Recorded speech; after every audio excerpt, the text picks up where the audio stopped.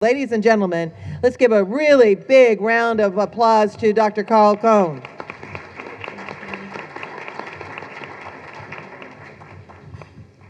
Thank you, Sonny. I'm absolutely delighted to be here with you today. As I look at the work that you're doing and listening to people talk at the tables, I think if the governor were here, he would say, this is what we're trying to accomplish. There is a new philosophy in California, and the philosophy is if poor kids of color are going to be rescued, they're going to be rescued by the people closest to them. The notion that Sacramento or Washington, D.C. can rescue kids is a preposterous notion. The rescue of poor kids of color is highly personal for me. I was that poor kid of color back when. My mom raised 6 of us by herself. She was a victim of domestic violence. The Immaculate Heart Sisters taught me to read cold turkey, no kindergarten in the 1st grade. They had high expectations for me. And I sometimes think, why did this nun, Sister Martin, work so hard to get me to read in the 1st grade like all the other youngsters who came from much more advantaged backgrounds? And I sometimes think maybe she wanted to avoid a longer term in purgatory and felt that if she could succeed with me, this might be a smoother path to heaven.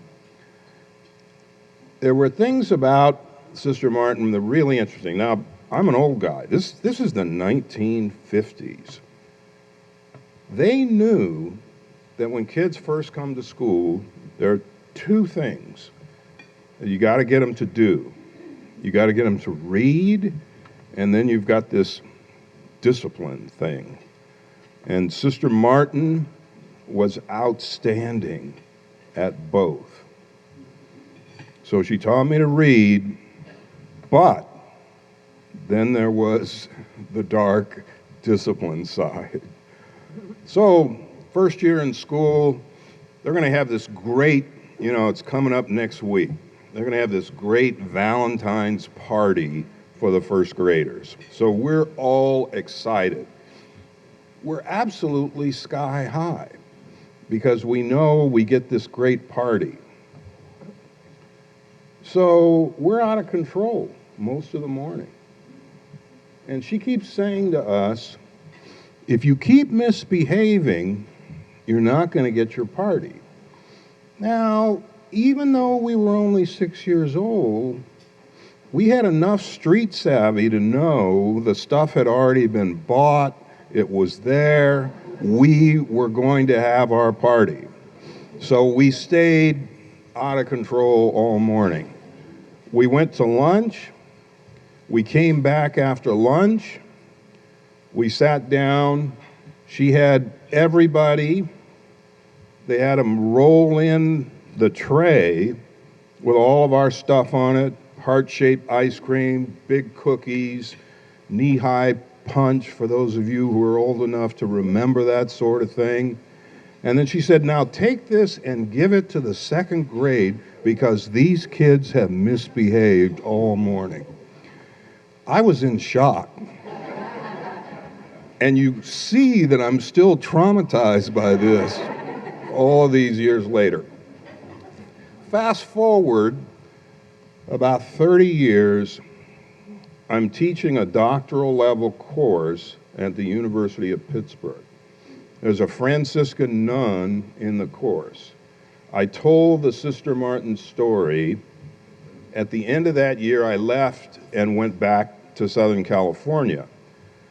Comes Valentine's Day, a big, huge package arrives from Mrs. Fields, and it says, "Carl, we're not all the same, get over it." As you see, I've been struggling to get over this. But what they did for me is the same thing that you're doing for kids. And it makes no difference whether it's a parochial school, a charter school, a traditional public school.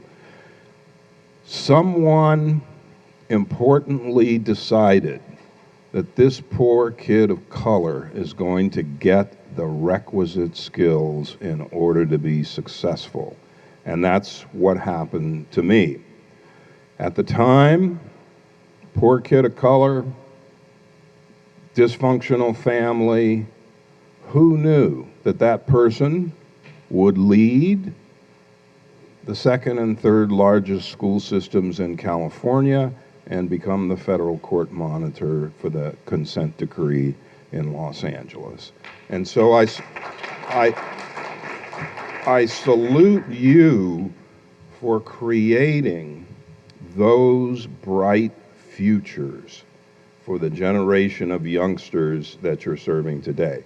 I also think it's incredibly smart closing the digital divide and involving parents in that. That's the ultimate in terms of what we're trying to do and accomplish.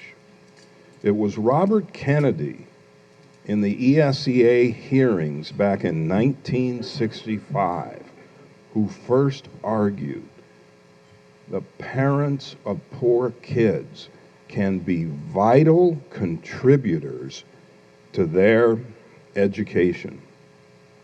I look at my own mom. You know, sometimes today we get into this, well, you know, these poor parents, they're so lame. They couldn't figure out what a good school is without the state telling them what a good school is.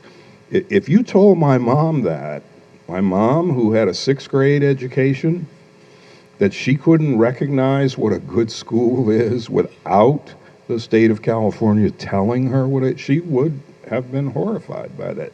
She knew exactly what she wanted, and I'm arguing that the parents of poor kids, some of whom might not have as much formal education as others, have the highest aspirations for their kids.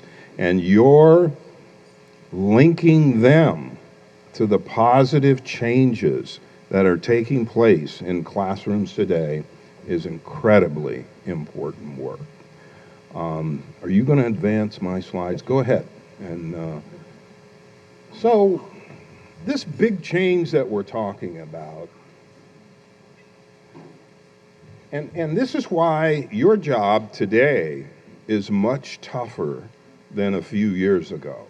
We are asking the schools and school districts to make change on a monumental scale. This historic legislation that the governor signed changes school finance, but it also changes governance. And some people are missing the governance part.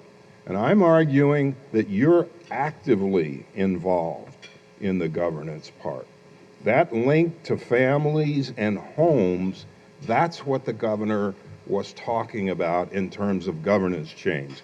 Some people look at this and go, oh, it just means that local school boards are now in charge and that's the governance change. No, it's getting to the stakeholders who are actually with the kids. That's the big governance change. You all know about the new standards, both Common Core, next generation science standards. You all know about Smarter Balance and new assessments. These other two things have direct impacts on the classroom.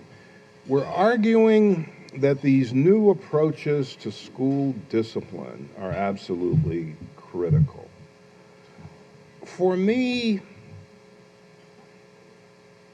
slowing the pipeline to prison is an incredibly important undertaking. The first district that our collaborative is working with is out in Blythe, California. How many of you have been to Blythe? A fast food or gasoline stop on the way to Arizona, right? The economy in Blythe is driven by 2 state prisons. And I'm seeing a pattern now that I get out from my urban bubble and I'm working with the whole state, right? The state figured out, without an uprising of the locals, the only way we can locate these prisons is out in geographically isolated places.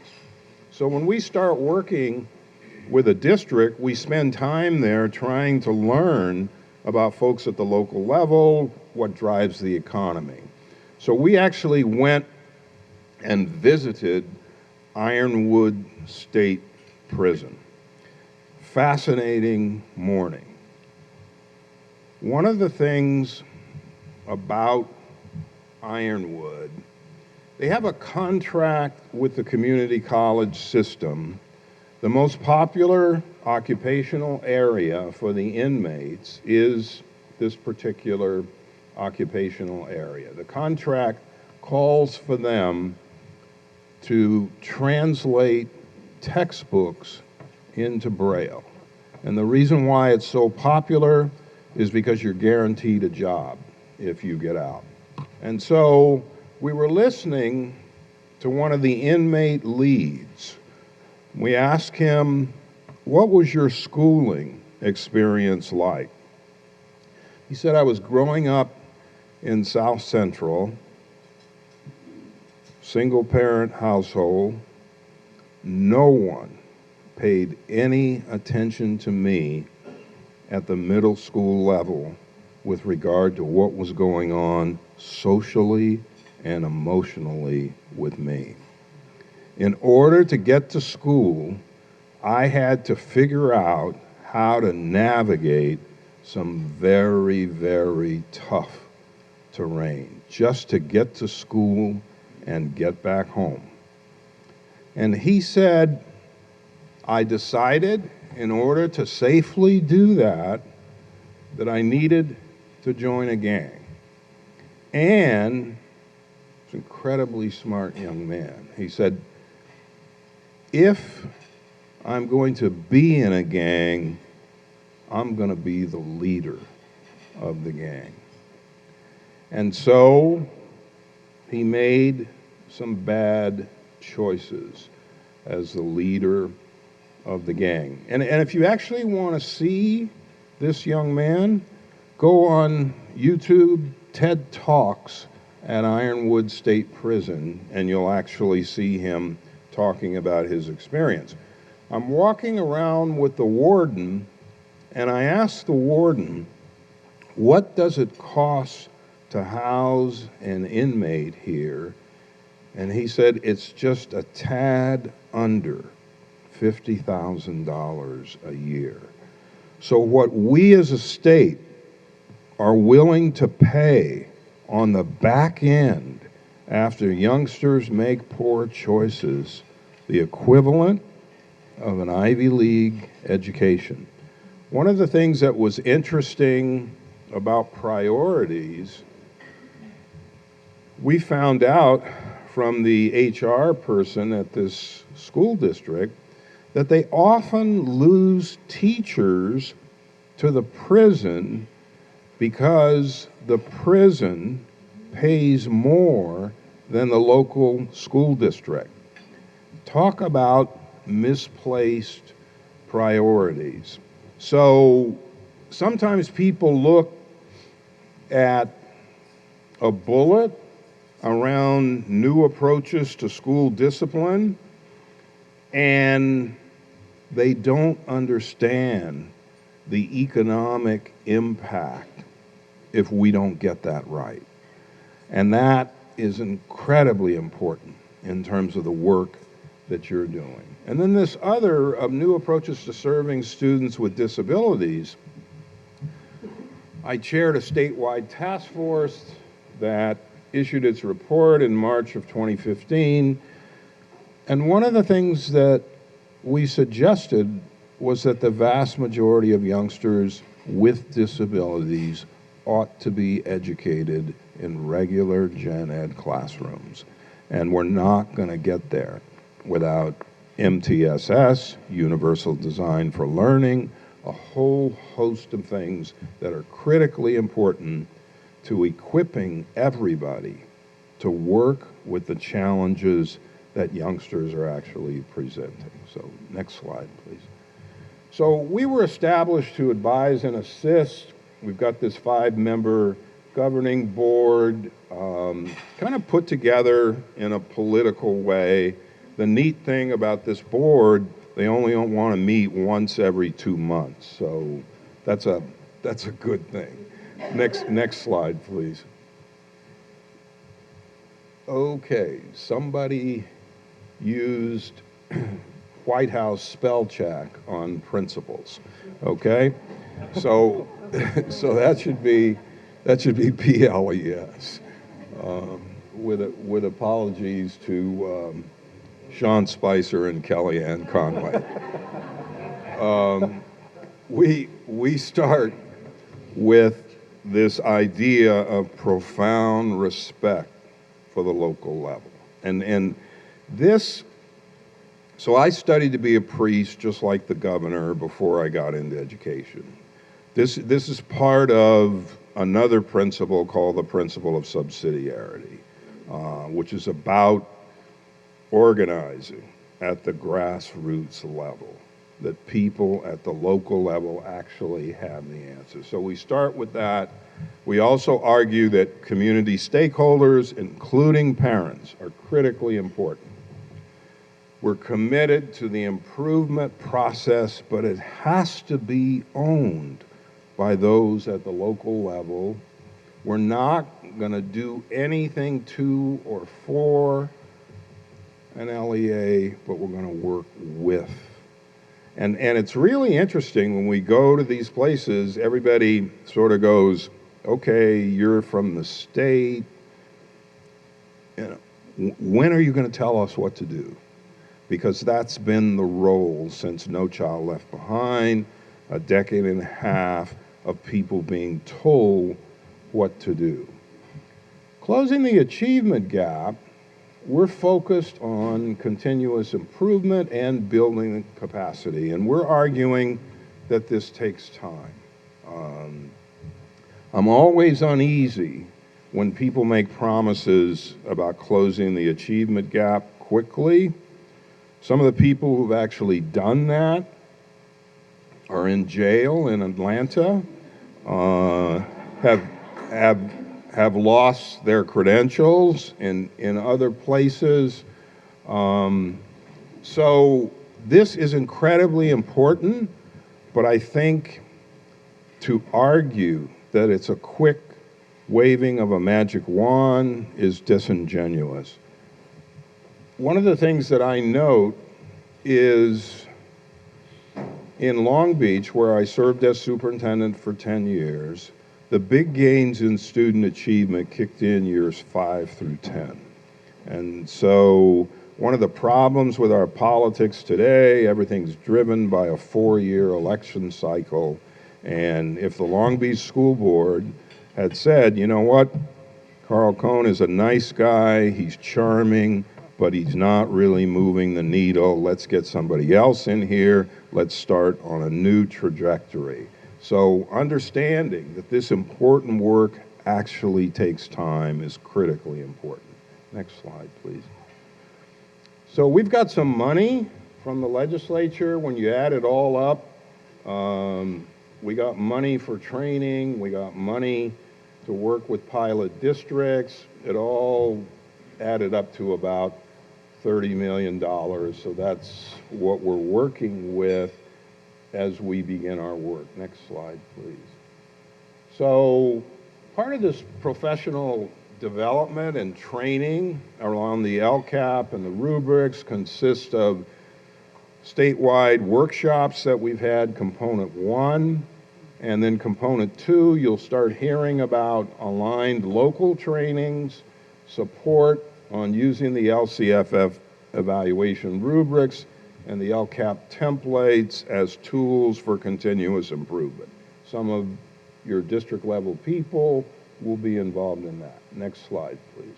Then component 3 are these deeper learning networks where you're actually using, and you'll be hearing a lot in the next few days about green and red and blue and yellow. And so this probably isn't going to sound right coming from a state person, but take all of that with a grain of salt. If the governor were here, he would say, this is not the law and the prophets. This stuff was not handed down on stone tablets on Mount Sinai. This is man-made stuff. So look at it that way. It's designed to be a conversation that begins, how can we help improve student performance? It's not designed to punish and shame. Next slide, please. Okay, so the most exciting thing that we're doing is working with these pilot districts. So part of that is getting them the technical assistance that they need to move forward, and it's not going to cost them anything. So that's kind of the good news. The state gave us the money to give to school districts. We're going to partner with them, focus very much on continuous improvement, building their capacity. We're collaborating with them and providing them the technical support. That technical support can be anything under the 8 state priorities. So if a district says, give me absolutely the best in terms of someone who knows everything about A through G requirements, improving counseling, and we say that would be Catalina Cifuentes of the Riverside County Office of Ed, blah, blah, blah. Next slide, please. And this is how we're selecting our pilots. Some have volunteered and said, we want this help. The legislature asked us to have pilots in an urban setting, a suburban setting, and a rural setting. And then identified student need, unduplicated count, which is the number of poor kids learning English, and kids in foster care, and then the whole issue of what are the existing gaps, and then our board approves them. Next slide, please. These are the places that we're working with so far, and we're probably going to have up to a dozen or so. One of the things that I find interesting, I've been an urban guy all my life, but I really am fascinated by the geographically isolated rural places and the challenges that they face in California.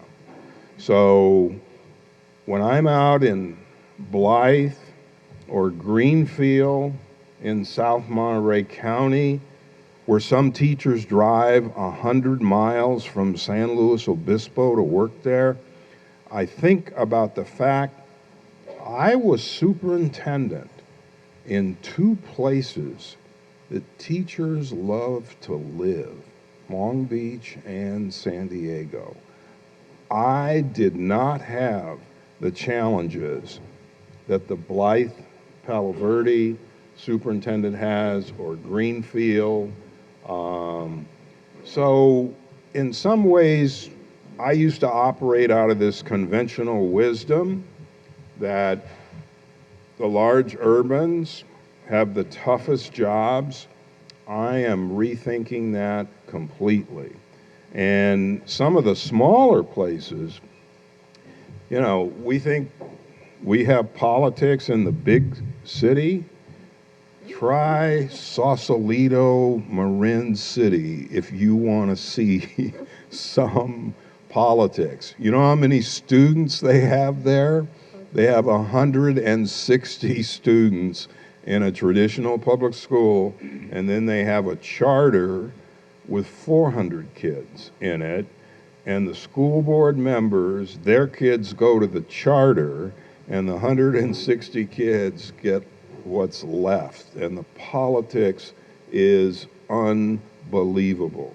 So I'm learning a lot about our state, but as I think about it, and then I come to a place like this, and I see what you're actually doing, I know that the governor would be incredibly excited because you are closest to the kids, and if they are, in fact, going to be rescued, it's going to be done by you. So I salute you for all that you're doing, and if there's anything that we can do to partner as you go forward, we're delighted to be a part of that. Thank you.